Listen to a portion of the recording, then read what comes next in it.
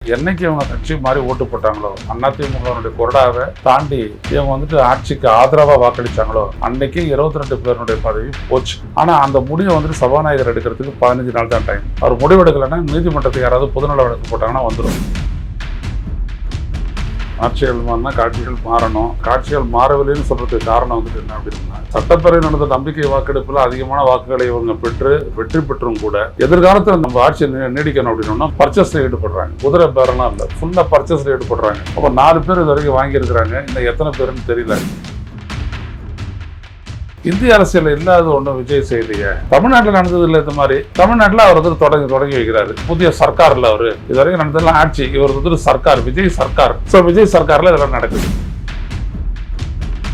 எடப்பாடி பழனிசாமி வந்து மீண்டும் இவங்க சேர்ந்தாங்களும் கூட அவங்களோட கட்சி பொறுப்பை நான் மறுபடியும் தரமாட்டேன்றார். தன்னை பலப்படுத்திக் கொள்ள அதிமுகவும் மேலும் பலவீனப்படுத்துகிறது. கட்சி இதை விட மோசமான தோல்விகளை இன்னும் எதிர்காலத்தில் சந்திக்கும். அதிமுகவுக்கு ஒரு பெரிய பின்னடைவு ஏற்படும். தாவேக்கா என்பதே வந்து ஒரு புதிய அதிமுக தான் அப்படின்னா சொல்றாரு சார். அது எது சார் குறிக்குது அவர் பேசுற பேச்சு? அவர் சொல்லக்கூடியது என்னன்னா, அதிமுககாரங்களே உங்களுக்கு எதிர்காலம் இல்லை, நாங்க தான் அதிமுக வந்துருங்க அப்படின்னு சொல்றது அவங்க குறிக்குது. உண்மையான எம்ஜிஆர் வந்துட்டு விஜய் தான் அப்படின்னு சொல்லிட்டு நான் அரவணைச்சுக்கிறேன். எல்லாமே நீங்க பாத்தீங்க அப்படின்னா ஒரு ஸ்ட்ராட்டஜி தான்.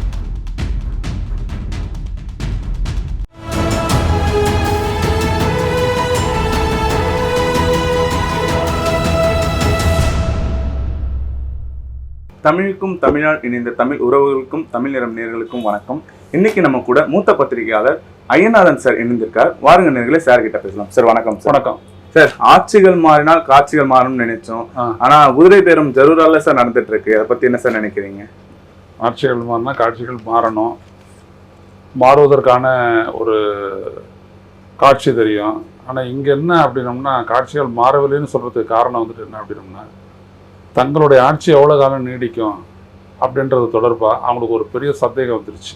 விஜய்க்கும் தமிழக வெற்றி கழகத்துக்கும் இவ்வளோ பேர் பெரும்பான்மை ஆதரவு இன்றைக்கி இருந்தும் கூட, சட்டப்பேரவை நடந்த நம்பிக்கை வாக்கெடுப்பில் அதிகமான வாக்குகளை இவங்க பெற்று வெற்றி பெற்றும் கூட எதிர்காலத்தில் இந்த நம்ம ஆட்சியை நீடிக்கணும் அப்படின்னோம்னா முதல்ல நம்மளோட ஆட்சியை வந்துட்டு முழுமையாக நிலைநிறுத்திக்கணும் அப்படின்னு பார்த்தவங்க என்ன பண்ணுறாங்க, பர்ச்சேஸில் ஈடுபடுறாங்க. குதிரை பேரெல்லாம் இல்லை, ஃபுல்லாக பர்ச்சேஸில் ஈடுபடுறாங்க. அப்போ 4 பேர் இது வரைக்கும் வாங்கியிருக்கிறாங்க. இன்னும் எத்தனை பேருன்னு தெரியல. அதுக்கு அதிமுகலேருந்துட்டு ஒரு கை வந்துட்டு உதவிட்டு இருக்குது. அவங்க தான் வந்துட்டு எல்லாத்தையுமே பண்ணுறாங்க, ஃபைனான்ஸும் சேர்த்து பண்ணுறாங்க அப்படின்னு சொல்கிறாங்க. சரி, இதெல்லாம் நடக்கிறதுனால அவங்க என்ன நினைக்கிறாங்கன்னா, நாளைக்கு வந்துட்டு இவங்க எடுக்கக்கூடிய ஒரு முடிவுக்கு வந்துட்டு முஸ்லீம் லீக், விடுதலை சிறுத்தைகள், 2 கம்யூனிஸ்ட் கட்சிகள், இந்த 8 பேர் போயிட்டாங்க அப்படின்னா ஆட்சி கவடும் நிலைக்கு வந்துடும். அப்படிப்பட்ட ஒரு நிலையை தவிர்க்கிறதுக்கு இன்னொரு 10 பேரை எப்படியாச்சும் ஏதாவது ஒரு வழியில் கட்சிக்குள்ளே கொண்டு வந்துட்டு பலப்படுத்தணும்னு பார்க்குறாங்க. அதுக்கு இந்த திட்டத்தை அவங்க ஒரு குறுக்கு வழியை நாடுறாங்க. அந்த குறுக்கு வழி தான் அதிமுகவில் நம்பிக்கையற்று, எதிர்காலத்தின் மீது நம்பிக்கையற்று இருக்கக்கூடியவங்கள கட்சி மாற வச்சு, ரெண்டாவது அவங்க வந்துட்டு என்னென்னா, கட்சியினுடைய கட்டளைக்கு, எடப்பாடி பழனிசாமியினுடைய அந்த நியமித்த கொறடாவினுடைய கட்டளைக்கு மாறா வாக்களித்ததன் மூலமாக அவங்க பதவி இழக்கிறாங்க. அப்படி இழக்கிறவங்களை என்ன பண்ணுறாங்க, இவங்க நாங்கள் தங்களுடைய கட்சியை கூட்டிக்கிறாங்க. பதவி இழப்பு அப்படின்றது இன்னும் வரல, அதுக்கு முன்னாடி கூட்டிக்கிட்டு பதவி விலகிட்டு வந்துருங்க, நம்ம கட்சியில் நில்லுங்க, இடைத்தேர்தல் வரட்டும், நம்ம நின்று ஜெயிச்சிக்கலாம், பார்த்துக்கலாம் அப்படின்னு சொல்லிட்டு கூப்பிட்றாங்க. ஒரு ரிஸ்க் தான் அது, ஒரு குறுக்கு வழியில் போகக்கூடிய ஒரு பிரச்சனை தான். இதுக்கெல்லாம் காரணம் என்ன அப்படின்னோம்னா, நம்மளுக்கு ஒரு முழுமையான பெரும்பான்மை வேணும். ஸோ பெரும்பான்மையை ஈட்டுக்கிற முயற்சியில் வந்துட்டு இப்போ ஒரு பொதுப்பணித்துறை அமைச்சர் அதுதான் பணி அப்படின்னு நினச்சிட்டு ஈடுபடுறாரு. வேறு ஒன்றும் இல்லை. சரி, இப்போ பார்த்தீங்கன்னா வெளிப்படையே அப்பட்டமாக நீங்கள் சொன்ன மாதிரி இது குதிரை பேரம் இல்லாமல் ஒரு பர்ச்சேஸாக இருந்தாலும் எப்படி இவ்வளோ வெளிப்படையே அப்பட்டமாக பண்ண முடியுது உங்களால்? இந்திய அரசியல் இல்லாத ஒன்றும் விஜய் செய்திய, இந்த கட்சி செய்திய இந்தியா ஃபுல்லாக நடந்தது, தமிழ்நாட்டில் நடந்தது இல்லை. இந்த மாதிரி தமிழ்நாட்டில் அவர் வந்துட்டு தொடங்கி வைக்கிறாரு. அவர் வந்துட்டு புதிய சர்க்காரில் அவர் இது வரைக்கும் நடந்ததெல்லாம் ஆட்சி, இவர் வந்துட்டு சர்க்கார், விஜய் சர்க்கார். ஸோ விஜய் சர்க்காரில் இதெல்லாம் நடக்குது, அவ்வளோதான். இப்போ பார்த்தீங்கன்னா எம்எல்ஏக்கள் போகிறாங்க, பின்னாடி வந்துட்டு ஒரு கிராப்லிங் இருக்குது. அதாவது என்னென்னா, இந்த மார்ட்டின் குடும்பத்தினுடைய அரசியல் வருகை அப்படின்றது வந்துட்டு தமிழ்நாட்டுக்கு வந்துட்டு ஒரு மோசமான சமிங்கை. அவங்க பிஜேபி கொடுத்துருக்குறாங்க, திமுக கொடுத்துருக்குறாங்க, எல்லா கட்சிக்கும் கொடுத்துருக்குறாங்க பணம். இப்போ இருக்கக்கூடிய கட்சிகளுக்கும் அவங்க கொடுப்பாங்க, தலைக்கு 100 கோடி கூட கொடுப்பாங்க, அவங்களால முடியும். அவங்க வந்து என்ன செய்ய போகிறாங்க? அங்கே பார்த்தீங்க அப்படின்னா ஒரு தனி கட்சின்ற பேரில் அங்கே 2 எம்எல்ஏ இருக்கிறான், எங்கே புதுச்சேரியில். இங்கே பார்த்தீங்க அப்படின்னம்னா ஒரு முக்கியமான கட்சிக்குள்ள அவங்களுடைய மார்ட்டினுடைய மனைவியே வந்திருக்கிறாங்க, லீமா ரோஸ் அவங்களே வந்திருக்கிறாங்க. இன்னொரு பக்கத்தில் பார்த்தீங்கன்னா ஆளுங்கட்சியில் சாண்டியாகோ மார்ட்டினுடைய மருமகன் இருக்கிறாரு. எல்லாம் ஒரு லைனில் இருக்கிறாங்க. இவங்கெல்லாம் ஒரு ஒரு பொது நோக்கத்தில் அவங்களுடைய தனி நோக்கத்துக்காக வேலை செஞ்சாங்கன்னா என்ன ஆகும் யோசிச்சு பாருங்க. இப்போ இவர் தான் முன்னாடி இருந்து எல்லாம் செஞ்சுட்டு இருக்காரு. விஜய் இதில் வந்துட்டு காட்சிக்கே வரல, எல்லாமே ஆதவர்ஜுனா தான் செய்கிறாரு. அப்போ நாளைக்கு வந்துட்டு கட்சி கொஞ்சம் கொஞ்சமாக ஆதவர்ஜுனாவோட கட்டுப்பாட்டுக்குள்ளே போது பாருங்க, தெரியுதா? அப்படி போச்சு அப்படின்னோம்னா நாளைக்கு வந்துட்டு விஜய் நிர்ணயிச்சா கூட நடக்காது, ஆதவர்ஜுனா சொன்னதான் நடக்கும். அந்த மாதிரி ஒரு சுச்சுவேஷனில் ஆதவர்ஜுனா பிஜேபியோட ஒரு டைப்பை போட்டுக்கிட்டு அவர் இங்கே வந்துட்டு அங்கே மராட்டியத்தில் சிவசேனா உடைச்சார் இல்லையா, அவர் மாதிரி இங்கே ஆளா இவர் இருந்துட்டாருன்னா என்ன ஆகும்? ஸோ இப்படிப்பட்ட ஒரு ஆபத்துலாம் இருக்குது. எப்படி பண்ண போகிறாங்கன்னு தெரில, பார்க்கலாம். அப்ப நீங்க சொல்றத பார்த்தா ஒரு லாட்டரி குடும்பம் கிட்ட தமிழ்நாடு இப்ப மாட்டிட்டு மாட்டக்கூடிய ஒரு வாய்ப்பு இருக்குது. அதாவது இப்போதைக்கு தவளையை வந்துட்டு அந்த பாம்பு துரத்திக்கிட்டே இருக்குது, இன்னும் பிடிபட்டுச்சுன்னா அதுக்கப்புறம் அது முழுங்கிடும். அது ஒரு தமிழ்நாட்டு அரசியல் இதெல்லாம் விட ஸ்ட்ராங்கானது. அவங்களுக்கு என்ன லாட்டரி கொண்டு வந்துடுவாங்க, எல்லா கட்சியிலும் கட்டுப்பாட்டில் வச்சுக்குவாங்க, அவங்களுடைய கார்பரேட் ராஜ்யத்துக்குள்ளே கட்டுப்பாட்டில் வச்சுக்குவாங்க.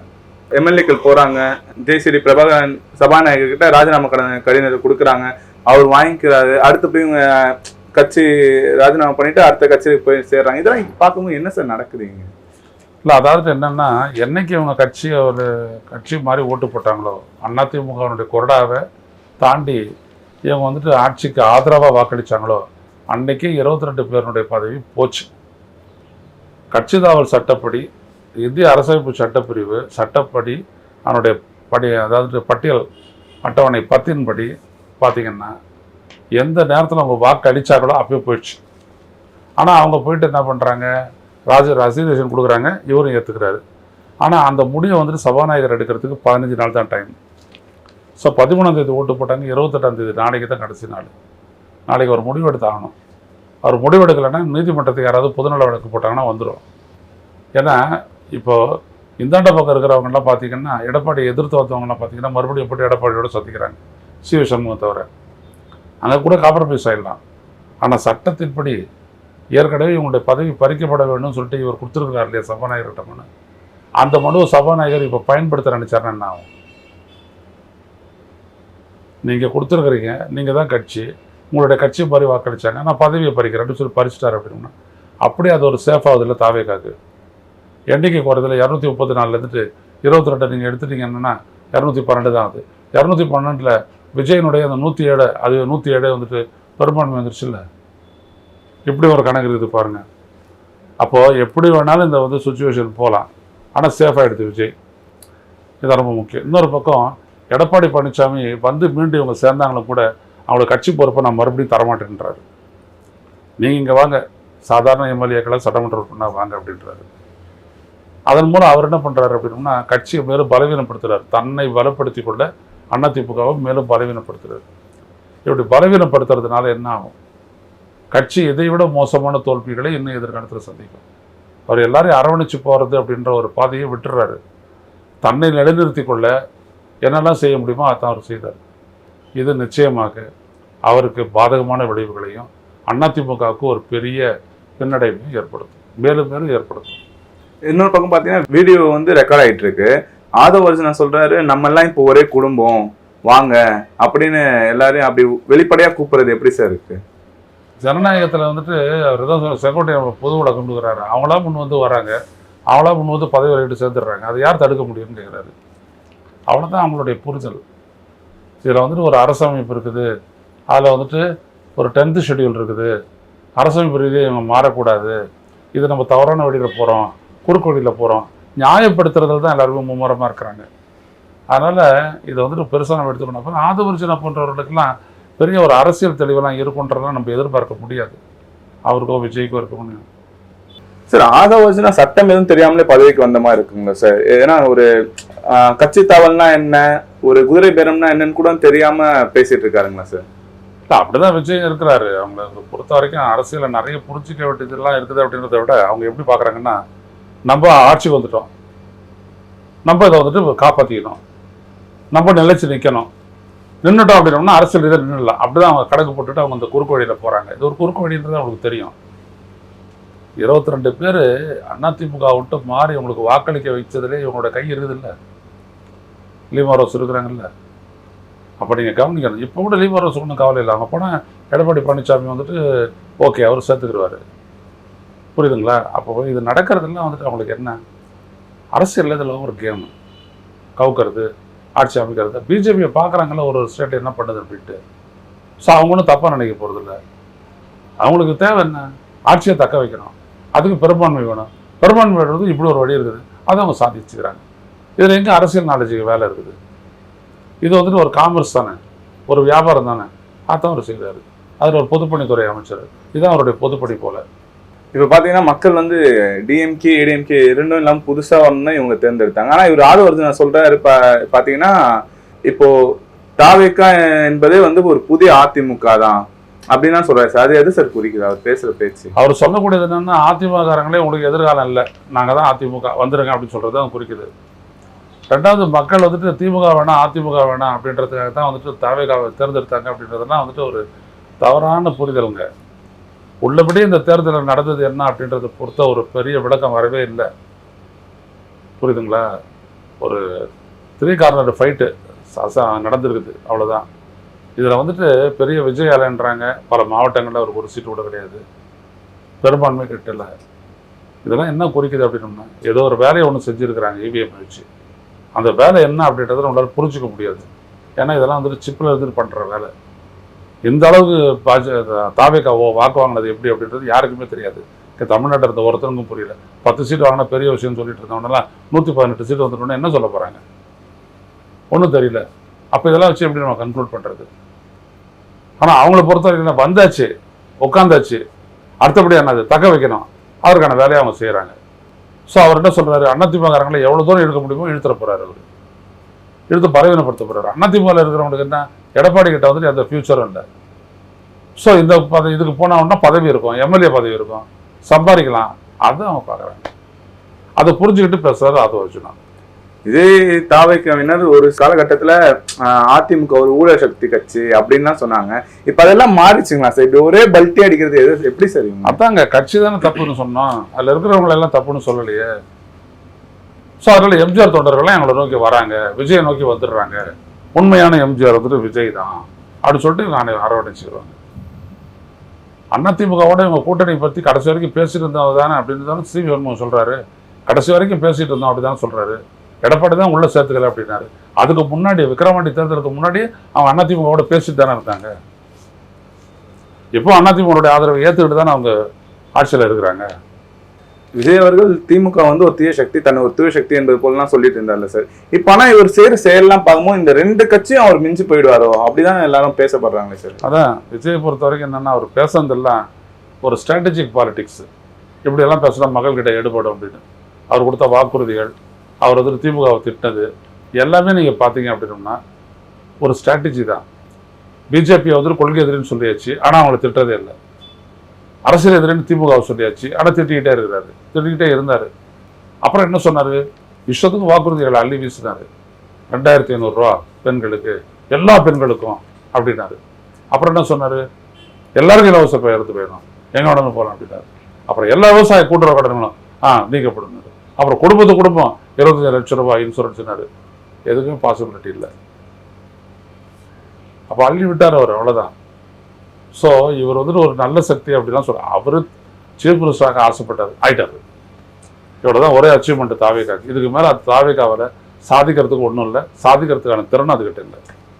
சார் இதே இவங்கெல்லாம் வந்து இப்போ பாஜக இதே குதிரை பேரம் நடத்தினப்ப இவர்கள் விட்ட அறிக்கையாகட்டும், இவர்கள் கொடுத்த குரல் ஆகட்டும், இப்போ இதுவே இவங்க இருக்க ஒரு சைடில் இந்த மாதிரி நடக்கும் போது அதை எடுத்து பார்க்கும்போது இப்போ எடுத்து பார்க்கும் ஒரு சிரிப்பால சார் இருக்கு. விஜய் அவர்களுக்கு ஆதரவாக போயிட்ட பிறகு இப்படி மாறிட்டாங்களேன்ட்டு. அதாவதுங்க, அவ்வளோதான் இந்திய அரசியல், புரிஞ்சுக்கணும். ஒரு பாஜகவை எதிர்க்கிறதுக்கு அடிப்படையாக இருக்கக்கூடிய விஷயம் என்னது, அவங்க தேர்தல் ஆணையத்தை பயன்படுத்துகிற விதம், வாக்குப்பதிவுக்கு அவங்க பயன்படுத்தக்கூடிய எந்திரம், இன்னும் பல்வேறுபட்ட விதயங்கள், எஸ்ஐஆர் வாக்காளர்கள் நீக்கிற விதம், இதெல்லாம் வந்துட்டு இடதுசாரிகள் வந்துட்டு பெரிய ஒரு எதிர்ப்பெல்லாம் காட்டல. எனக்கு உச்சநீதிமன்றம் ஒரு தீர்ப்பு கொடுக்க போது பார்ப்போம். இதெல்லாம் போராடுறதெல்லாம் பார்த்தீங்கன்னா இந்த அரசியல் கட்சிகளை விட வெளியில் இருக்கக்கூடிய புத்திஜீவிகள் தான் போராடுறாங்க, இன்டெலிஜென்சியா அவங்க தான் போராடுறாங்க. இவங்க எதுக்குமே போராடுறதில்லை. இவங்களும் என்ன பண்ணிட்டாங்க, சராசரியாக மற்ற கட்சிகளை போல ஆட்சிக்கு வரணும், பதவியை பெறணும் அப்படி தான் நினைக்கிறாங்க. அதனால் இவங்க இப்படி பேசிட்டு இருக்கிறாங்க, கண்டுக்காத இருக்கிறாங்க. நாங்களே உங்களுக்கு 5 வருஷம் ஆட்சியை தரப்போகிறோம், 5 வருஷத்துக்கான ஆட்சி ஆதரவு தரப்போகிறோம், நீங்கள் அதை நினச்சி தான் பயப்படாதீங்க, நாங்கள் உங்களை விட்டு போயிட மாட்டோம் அப்படின்லாம் சொல்கிறது எப்படி சார் புரிஞ்சுக்கிறாங்க? நல்ல எண்ணத்தோட புரிஞ்சுக்குவோம். கம்யூனிஸ்டுங்க பேசுகிறாங்க, நாங்கள் ஒன்றும் உங்களை முதல்ல குத்த மாட்டோம் அப்படின்ட்டு. கொள்கை முரண் ஏற்பட்டுச்சு அப்படின்னோம்னா, விஜய் அரசு ஒரு முடிவு எடுக்குது, அதை நீங்கள் கடைபிடிக்கக்கூடிய கொள்கைக்கு முரணாக இருந்துச்சுன்னா அப்போ எப்படி நீங்கள் ஆட்சியை தொடருவீங்க? எப்படி ஆதரவை நீங்கள் வந்துட்டு கொடுப்பீங்க, தொடர்ந்து கொடுப்பீங்க? அப்போ வாபஸ் வாங்க மாட்டீங்களா? ஆதரவை வாபஸ் வாங்கலாம் இல்லையா? இந்த நேரத்தில் இணைந்து உங்கள் கருத்துக்களை பகிர்ந்து கொண்டமைக்கு நன்றி சார். நன்றி. இதே போன்று நிகழ்கால அரசியலின் சாரம்சங்களை அரசியல் ஆளுமைகளின் நேர்காணல் வழியே தொடர்ந்து காண தமிழ் நிறம் வலையொலியை சப்ஸ்கிரைப் செய்யுங்கள். தங்களின் மேலான கருத்துக்களை கருத்துளை பெட்டியில் பதிவிடுங்கள். நன்றி, வணக்கம்.